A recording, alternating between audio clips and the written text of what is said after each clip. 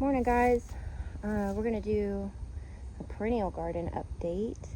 I did want to show you guys some things that I've harvested. So this is the Rebel Fighter Prime. You can see how pretty it is. It has like the green with red streaks. And these are some beans. I left a lot of them too long. You could see the stink bugs are getting to my tomatoes, right? I'll give these to the chickens. But I wanted to let you guys know, and we'll go see them again in the perennial bed here. But I was one, if you've been watching me, I've seen some little bulbils on top of a spike on one of my alliums, and I thought, well, that looks like Babington leeks, Is it a Babington leek or is it elephant garlic? Because I swore it was elephant garlic I planted over there. And it is elephant garlic. I mean, I left it too long. I let that seed head go up, but I didn't know they made bulbils at the top, which is a lot easier than trying to dig for the little corms that they form on the bottom. So I'm actually pretty excited about that. And I just kind of want to let you guys know, if you didn't know, yeah, the elephant garlic will make bulbils on the top that you can just, scatter instead of trying to save year after year. Now it'll take them 2 years before they're big enough to be like a full-size elephant garlic, but I mean, it works and it's easy. You don't have to do a bunch of work, plant a bunch of seeds, whatever. Also, look, the bees love this horse mint, and I love this horse mint. I think it's beautiful. I'll leave this up here because the chickens are out. They will 100% eat all that, so, well, maybe I'll just leave it here for now. So this dahlia is showing out. I'm really excited about that. See little ladybugs. These beans are my Papa Wade's beans, and I've harvested a lot. Look, I missed one. So I'm pretty excited about being able to get those this year. I've already canned up some beans in my pressure canner. I'm really excited to have those. This mum's finally opened. It's my orange one. This is my white one. I just really think they're very pretty little mums. And one of my dahlias put on flower. I don't know if you can see them from here. Ooh, Lord. See? White dahlia. It looks a little dirty, but I don't care. This is for me. So blueberry bush is looking great. This is more dahlias. I'm waiting for them to bloom. Look, I missed another one. Oh, the beans. So many beans I missed. Anyway, let's get started on the rest. So you could see, the blackberries are still putting on flowers. I mean, they are ever-bearing, but this is like next year's good spike. I have not gotten a hold of this. It's just really hot. There's a lot of stuff to do this time of year. This is low on the priority because I usually clean this up in the fall. So, but you can see new growth, right, coming through. Let's go in here. I don't know about the spining rose. It just looks really pitiful. The coreopsis looks good though. And the zinnias are both pink. Kind of a corally pink. Hold on. I just gotta work to get this thing open.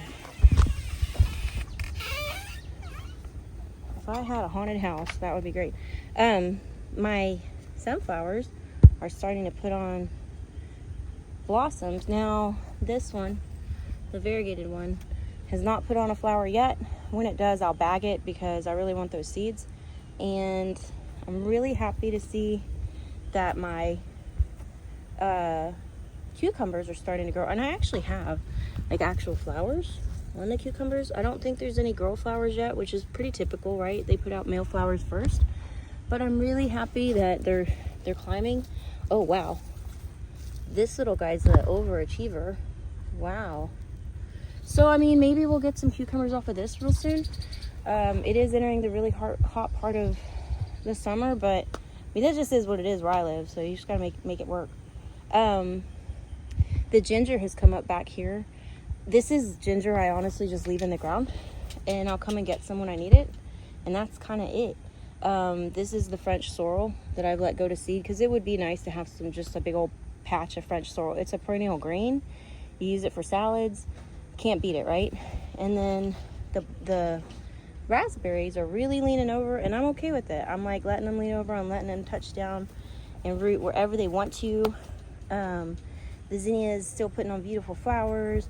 Cranberry hibiscus is getting big. I think this is going to be a pink one, or like a pale pink one. Pretty excited to see that one flower. This little wing pea has made it all the way about 3.5 feet tall or so. This little guy, not so much. He's still struggle busting, but I've got this little thing, you know, the what do I call that? Tape. The drip tape here, and I mean, hopefully if I keep watering it, it'll be good. I love how big my bay laurel is getting. I'm really happy about that. Oh my gosh, I missed more beans. Do you see those? I'm such a terrible bean getter. Wow, I suck at that. Oh well. This watermelon vine still looks kind of puny, but it's starting to run, and as long as I keep it watered, it should do really well. The 3 roselles are just getting huge. They're gonna get like 7 foot tall, you know what I mean? But happy that this chayote is climbing. This chayote is already pretty much taken over this side, which is cool. I did weed out back here because there's a watermelon growing right there, and I planted a bunch of potato onions that I had left in this corner right here and forgotten about, and I saw them. It was a big old patch full of little ones, so I really planted them everywhere I could back here, because I mean, they will get really big if you baby them, but if you leave them in a bunch, right, they stay small. So I just separated them out. I'm going to try and keep it really watered. They love nitrogen-based fertilizers, so if I can keep doing that, they'll get pretty big. Not this year. This is actually the time where they're spent, and I would normally pick them out and dry them for use. But right now I'm just trying to grow back my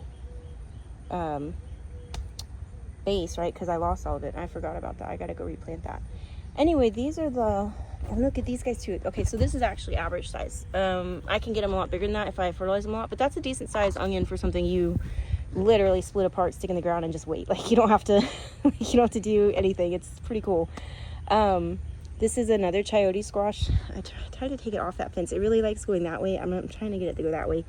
These loofah gourds are going great. My sunflowers, these are some kind of teddy bear sunflowers. They're gonna put on sprouts soon, and I have already got my first okra.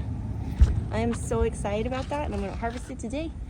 And you can just kind of see where I did mess up the ground around here just spreading out those potato onions, but I need to do it. So these are Egyptian walking onions. Those are great for green onions, not so much for like actual bigger onion use. I just let my perennial leeks go to seed because I think they're pretty. And that's my watermelon. It's still a struggle bus, but I'm giving it all the fertilizer and all the water, and I hope it's gonna just take off soon. I am probably gonna put a watermelon seed bundle right there where that drip tape is, because yes, there's potato onions, but like I said, those are gonna die back, right? They're not gonna pop up until the fall. So something could start growing there this year, right? This season. These are the elephant garlics. Like I don't know if y'all remember, but I was like, are these elephant garlics? Are they Babington leeks? Because Babington leeks do put on like this type of head, and that's how I got on mine. But I yanked a couple up, and at the base, they really are like the big, chunky, garlic bulb looking elephant garlic, not like a Babington leek. Babington leek just makes a straight leek root, right? Let's get one leek root with maybe some, little corms on the side. These guys actually had split into like 4 big garlic bulbs, which I replanted. But you can see, like, I spread all those little bulbils all over the ground, and I don't even actually need to plant these. They'll literally just go down and sprout with the rain and stuff we get over the season. So I should have a whole patch of potato onions and elephant garlic, and I'm really excited about that because regular garlic is a little difficult around here. My garlic harvest this year was not great. It was a little sad. So I got to come back. I cannot forget. I got to remember to come back here and plant these potato onions out. I actually might give those to my neighbor just because I told him I would, and I think they have a little garden, and honestly, just those 3, if they'll just stick them in the ground and leave them, they'll have a decent little haul next spring. So I'll probably do that. But I think that's it for the perennial garden. I am really excited to get these cranberry hibiscus a little bigger, because I mean, you grow these for the leaves, right? So you can make tea. I mean, they're edible. The leaves you could put them in a salad too if you wanted, I guess. But I'm excited to try the tea. So it's freaking pigweed. So anyway, that's it, guys. And if you wondered what I do with my asparagus, this is it. I let it go all summer long, and it's a pain in the butt. But I get really big asparagus in the spring, and also it's kind of a good block from this road here, so people can't see over my fence right there. So anyway, I hope you all have a wonderful weekend. Bye.